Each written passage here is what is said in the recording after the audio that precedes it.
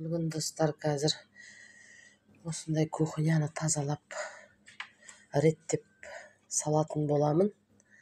Осындай қылып кеше бәрін осылай салып тастағанмын. Енді бәріне осындай ыдыстарға бәрін, осындай секерлерді бәрін реттестіріп салатын боламын.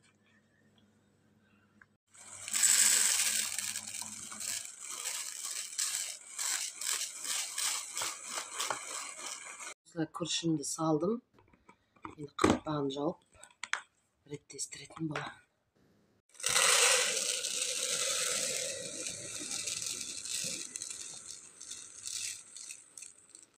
Осылай гречкімді де салдым. Қақпағын жауып қазір орнына ластыратын боламын.